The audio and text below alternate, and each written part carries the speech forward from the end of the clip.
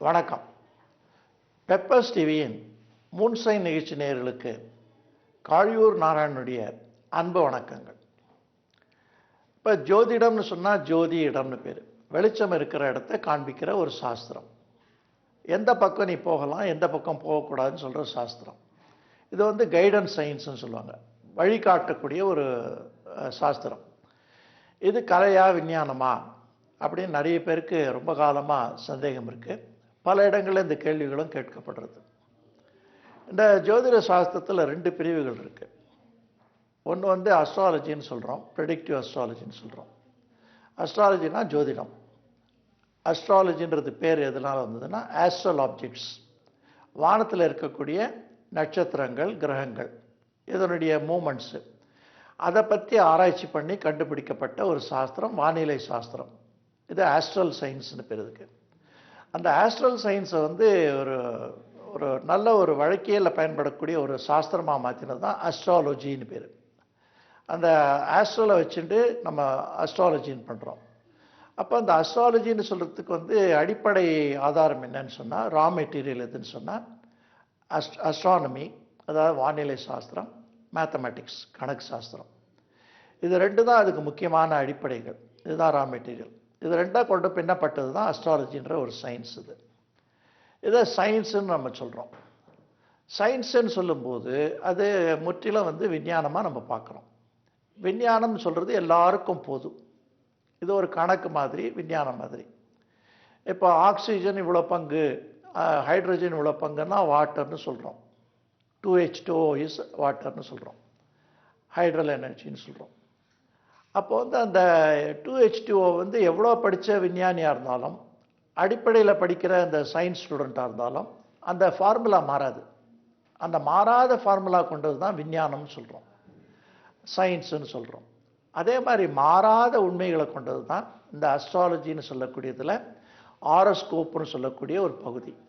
ஆரோஸ்கோப்னு சொல்கிறது என்னன்னா ஹோரோஸ்கோப்பின்னு பேர். ஒரைஜினல் ஆப்ஜெக்டினுடைய ஸ்கோப்பிங், அதாவது வரைகிறது. இது வந்து கிரேக்க வார்த்தை. அந்த ரெக்கார்டிங் ஃபெசிலிட்டி, அதுக்கு வந்து இந்த ஆரோஸ்கோப்னு சொல்கிறோம். கேலக்சியல் மூமெண்ட்டில் அந்த பிளானட்டரி மூமெண்ட்டை வச்சுட்டு நம்ம வந்து ஒரு பீஸ் ஆஃப் பேப்பரில் 9 கிரகங்களை 12 கட்டங்களில் அடக்கி போடுறோம். இதுக்கு வந்து முற்றிலும் விஞ்ஞானம். இது யாருமே மாற்ற முடியாது. இதில் பின்னால் வந்து பஞ்சாங்க முறைகள் இருக்குது, கால்குலேஷன் முறைகள் இருக்குது, அயனாம்சம் சிஸ்டம் இருக்குதுன்னு அதெல்லாம் நிறைய வந்து டிபேட்ஸ் இருக்குது. பட் அதை விட நம்ம முக்கியமாக அடிப்படையில் பார்க்க வேண்டியது இந்த விஞ்ஞானம்னு சொல்கிறது எது வரைக்கும் அப்படின்னு பார்க்கும்போது, இந்த ஜாதகம் போடுற வரைக்கும், ஆரோஸ்கோப் வரைகிற வரைக்கும் அது விஞ்ஞானம்.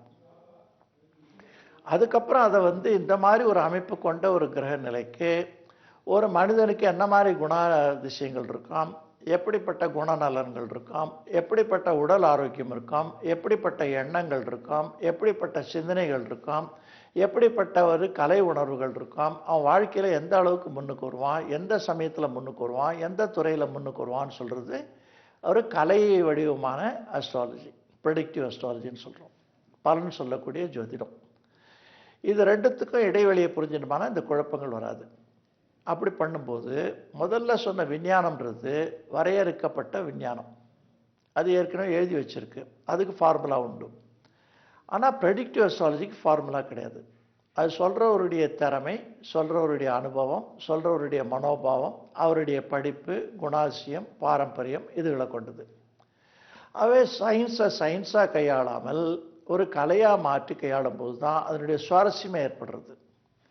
ஒரு நல்ல மியூசிக்கல் இன்ஸ்ட்ருமெண்ட் இருக்குது, அது இந்த மாதிரி ஒரு ஸ்ட்ரிங்ஸ் போடணும், இந்த மாதிரி ஒரு கட்டையில் பண்ணணும், இந்த மாதிரி அதனுடைய நீளம் இருக்கணும்னு சொல்கிறதுலாம் சயின்ஸு. அந்த வீணை பண்ணியாச்சு, அந்த பண்ண பிற்பாடு அதை வாசிக்கிறதுன்றது ஆர்ட்டு. அது எல்லாராலையும் முடியாது. வீணை பண்ணுறவராலேயே ஓரளவுக்கு தான் முடியும். மற்றவர் அந்த வீணை பண்ண தெரியாதவர் அதை விட ரொம்ப சுவாரஸ்யமாக வாசிப்பார். ஆகவே ஜோதிடம் பயின்றவர்களை விட ஜோதிடம் சொல்பவர்கள் ரொம்ப முக்கியம்.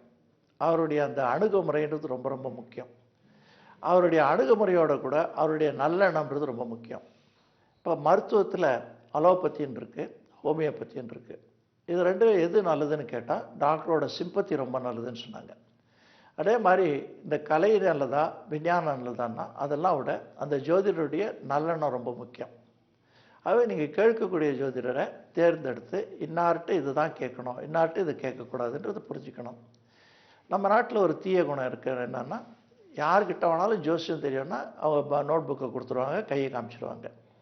இது ரொம்ப தவறு. கொஞ்சம் அரைகுறையாக படித்தவங்க அல்லது சரியான பாசிட்டிவ் அப்ரோச்சில் ஜோதிடத்தை கொடுத்த உடனே உனக்கு ஒரு கண்டம் இருக்குன்னுவாங்க. அது நம்ம மனதை ரொம்ப பாதிக்கும்.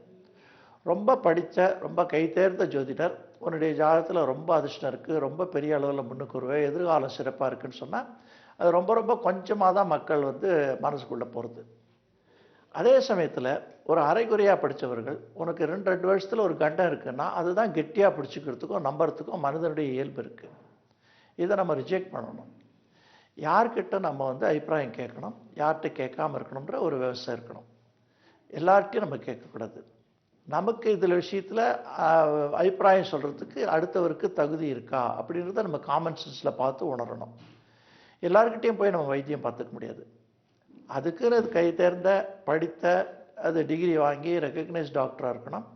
அவர் அனுபவத்தில் ரொம்ப சிறந்தவராக இருக்கணும். பலரும் அவருடைய பார்த்து நல்லது அடைந்தான்ற ஒரு இன்ஃபர்மேஷன் நமக்கு இருக்கணும்.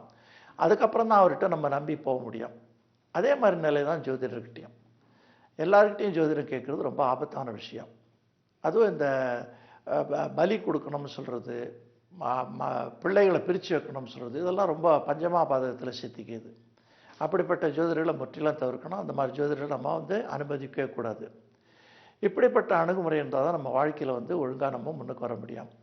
இந்த அஸ்ட்ராலஜின்னு சொல்கிறது நம்ம இப்போ இருக்கிற இந்த பூ உலகத்தில் அது அப்ளிகபிள். இப்போ நிறைய பேர் குழந்தை ஃபாரினில் பிறந்திருக்கு, அதுக்கு ஜாதகம் போடணும் அப்படின்னு ரொம்ப பெரிய ஒரு வியப்பாக ரொம்ப பெருமையாக கேட்பாங்க. இப்போ சந்திர மண்டலத்தில் போட்டால் கூட ஜாதகம் கணிக்கிறதுக்கு முறைகள் இருக்குது, அதுக்கான கம்ப்யூட்டர் வசதியாக இருக்குது. இப்போ யாரும் ஜாதகம் எழுதுறதில்ல, எல்லோரும் கம்ப்யூட்டரில் தான் போடுறாங்க. அதனால் இது ஒரு பெரிய விஷயமாக கருத தேவையில்லை. கரெக்டான லேட்டிடியூட் போட்டால் கரெக்டான அக்யூரசி ஹாரோஸ்கோப் வரப்போகுது. இதை மக்கள் புரிஞ்சுக்கணும். இதை குறிப்பிடுறதுக்கு காரணம் என்னென்னா, நம்ம இருக்கிறது சூரிய மண்டலம். சூரிய மண்டலம்ன்றது ரொம்ப ரொம்ப ஒரு சிறிய பகுதி. இது இந்த மில்கி வேன்னு சொல்லுவோம், கேலக்சின்னு சொல்லுவோம். அந்த மில்கி வேன்றது நம்ம சூரிய மண்டலத்தை போல் பல லட்சக்கணக்கான மடங்கு இந்த உலகத்தினுடைய பிரபஞ்சம் இருக்குது. இதுக்கு தான் பிரம்மாண்டம்னு சொல்லுவோம். பிரம்மாண்டம், பிரம்மாவினால் உருவாக்கப்பட்ட அண்டம், அண்டம்னா கோள்கள். அப்படிப்பட்ட கோள்கள் நம்மளாம் இன்னும் கண்டறியாத, எப்போவுமே கண்டறிய முடியாத பல கோட்டி வருஷங்கள் இருந்தாலும் நமக்கு அதெல்லாம் புரிஞ்சிக்கிற சக்தியே கிடையாது, புரிஞ்சிக்கவும் முடியாது.